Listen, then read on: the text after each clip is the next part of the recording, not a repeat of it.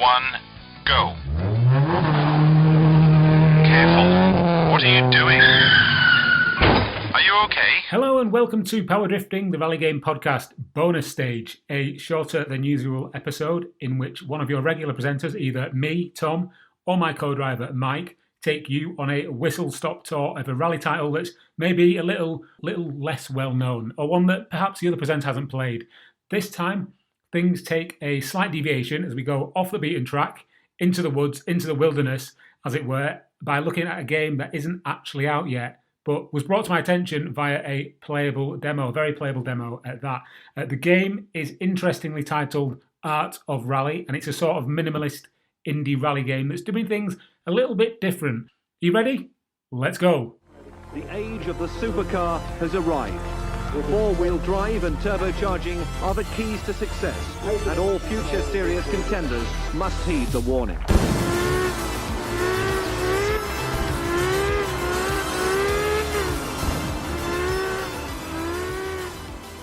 Art of Rally is an upcoming rally game for PC initially, I believe, and this is a game from the developer with a fantastic name, Funselektor. I actually thought it was Funselektor at first when I first saw it, just the way that the name is spelt, but it's not. It's Funselektor. This game is actually made by only a team of 9 from the credits. I've gleaned that information, and it was released as a demo in late March, I believe, or early April. So that will date this episode massively if you're listening to this in the year 2050 and I've dug this up on some kind of memory card or something. So yeah, the game isn't out yet at the time of recording. I played a demo version. And these are just my thoughts really on this game. It's a top-down, minimalist, rally arcade style game with a focus, as the developer says, on great handling. And it's not meant to be a simulation by any means. There's not a co-drive or anything like that. But yeah, I just wanted to take a little look at the demo and talk a little bit about how I found it, really. Developed by a team of 9. This developer, Funselektor, is actually the developer that created a previous game for the PC, Xbox, and PS4, and mobile, by the name of Absolute Drift. This is one of those games I always see on the PS Store, and for some reason or another, have never actually pulled the trigger and bought it. But it does look like a game that's right up my street, because it's a game that looks like a fun, minimalist racing game, but with an emphasis on drifting. So with that said, it's obvious that the people behind this game, Art of Rally, have got a little bit of a background in creating racing games with some nice slip slidey physics.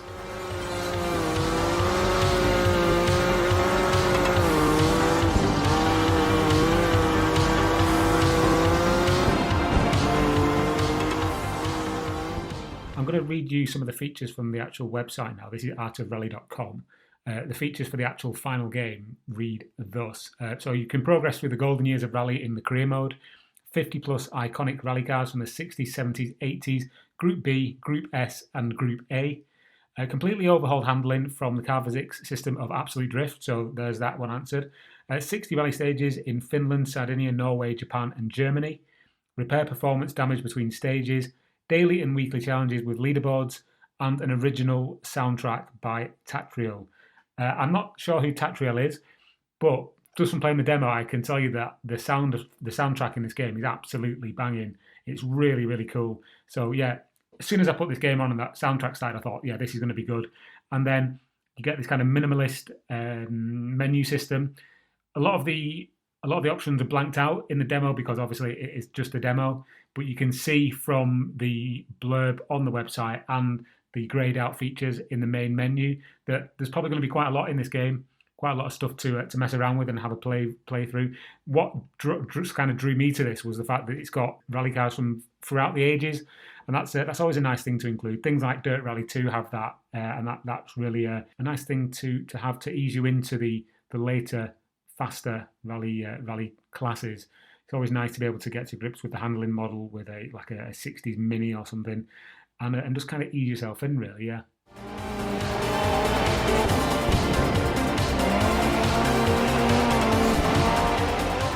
So if you take a look at the Art of Rally website, you'll see that there is a lot planned for this game. It's not a small game by any means, looking at what you've got there on the website. But really, this is just a look at the demo, and I just wanted to give my thoughts on what you can do and how it plays.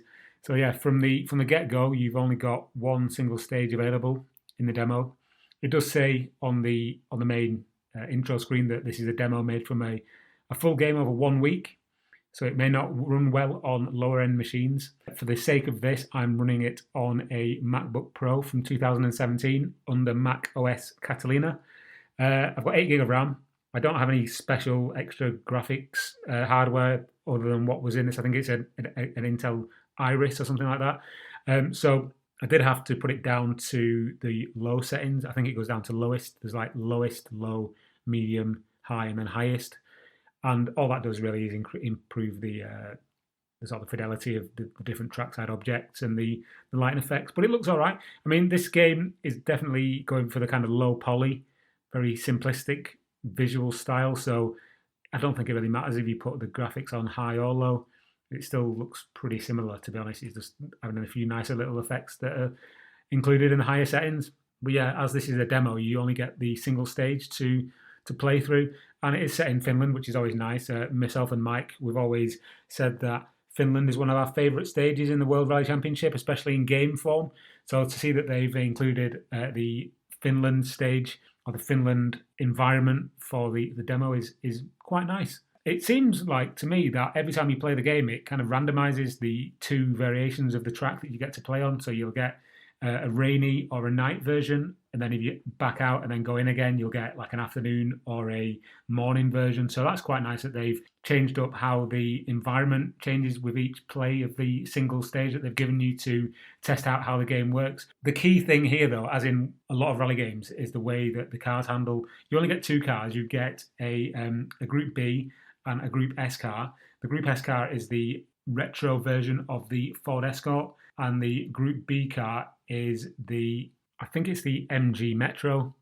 And they both handle quite differently. One of them obviously is a 4-wheel drive and the other one is just a 2-wheel drive. And yeah, it's very reminiscent, to me at least, of something like Power Drive Rally, which is another famous top-down rally game. Obviously, I say this is top-down. It's not really top-down. It's kind of, the angle is kind of above and behind the car.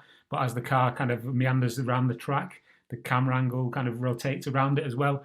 It's a nice effect. I really like it, to be honest, and it does give you the ability to see far ahead down the track as the camera zooms out. The faster the car goes, it's a really nice cool effect. In fact, a game that it does remind me of quite a lot is one I've been playing on the Nintendo Switch called American Fugitive, which is not a racing game. I'll give you that. But the car handling does feel quite similar, and the angle does as well. Another one that springs to mind is Blast Corps on the N64. Imagine they'd made a rally game in that engine with the cars quite small, quite detailed but quite small, and then the camera angle kind of zoomed out a bit. That's what this reminds me of, but with a very low poly look, as if Blast Corps had been on the Atari Jaguar. Does that make sense? Probably not. I'm talking rubbish, but that's what I like to do on this podcast.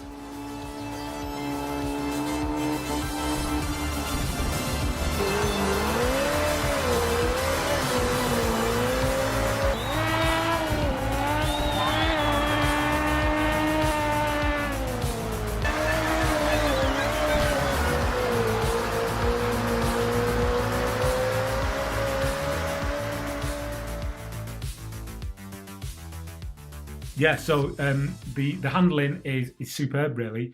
You do get a real sense of the difference in the drivetrains. The Escort is very much quite a nimble, and you can definitely tell that it's front wheel drive car as you go around the corners. It's very twitchy. The Metro, I think it's a Metro, is slightly different in its handling. It's very grippy, and if you do give this game a whirl, there are demos available for PC and Linux and Mac, then you will definitely notice a difference. And that really just bodes well for how this game looks to be going, really, in development. I'm certainly very surprised at how good this is. I can't remember when I first learned of this game. It was a while ago, because I do remember the images of the screenshots do ring a bell in my memory. Can't remember where I saw it and when I saw it. But yeah, and I thought back then, when I first saw it, I thought that looks like a game that is for me. And having played the demo, I can see that it really is. And yeah, I'm just kind of looking forward to it coming out now, to be honest. It's not perfect, it is a demo. It doesn't run exceptionally well on my Mac, as I said earlier on. There might be some extra things that the developers could include, like real-time damage, which even though there is a damage model, it's not physical. You can't see it on the vehicle. It just affects the performance of the car, as far as I can tell anyway, having only played it in the medium damage difficulty. Graphics, for the most part, are fantastic, and the lighting effects are, wow, superb. The headlight effects are absolutely amazing as you're going around the course. Everything's in complete darkness. You can't see anything other than the lights of the car and what's in the cone of the light cone from the vehicle. So yeah, that's really, really impressive stuff.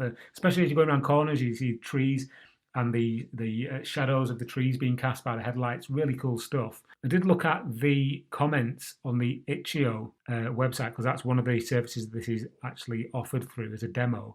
And the developer, Funselektor, is very takes a lot of the comments from the demo on board and is really good at responding to people. So that bodes well. There's nothing worse than a game demo being released and then the actual developers just kind of ignoring the people who have played it.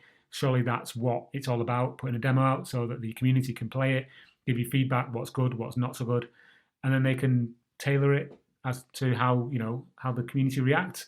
And it's really cool just to see that they have taken a lot of the comments on board and are responding to the people who played the game. Just scrolling through the comments here now, there's a lot of positivity. Some of the people here saying that it's quite hard to control. I will say that the default controls are to use the arrow key, so you've got the up key to accelerate, down key to brake, and then left and right to steer, and then you've got the space bar to do the handbrake. I actually plugged in my Hori pad for my Nintendo Switch into my MacBook, and I mapped the controls to that and didn't seem to have any problems. It's a lot easier to control with a control pad than it is to have to keep your finger on the accelerate key and then tap left and right to get around corners. So yeah, that does alleviate some of the twitchiness of the controls that some of the people have mentioned in the comments on the Itch.io site. Really, it just remains for me to say that I really hope this game is a success on the PC and on the Mac and on Linux. And really, I'd love to see this come out on the PS4 and the Xbox and the Switch. I'd love to play this on the Switch, to be honest. The Switch has got some decent rally games on it now as time goes on. The best of the bunch being Rush Rally 3. Go back and listen to our Rush Rally 3 episode if you haven't. But I would love this to come to consoles, and I'm sure it will in time if it sells well. From the playing of this demo alone, all I can see is a bright future for this developer. So yeah, go and check out Art of Rally. It's artofrally.com. You'll find all the links on there for the various download sites. You can follow them on Twitter at Funselektor. If you're listening to this, guys, I'm a big fan already. So yeah, I can't wait to see what this turns out like. Okay, thanks very much for listening to me ramble on this bonus stage episode of Power Drifting. My name's Tom. You can find us on Twitter at PowerDriftingPod. You can find us on the internet at PowerDriftPodcast.com. And we will be back with a full-length, proper special stage episode very soon with the two of us, myself and Mike, waffling, chewing the fat about another rally game. And I believe we've settled on Dirt Rally. So yeah, look out for that in the near future. But until then, I will see you on the next episode. Thank you very much for listening. Goodbye.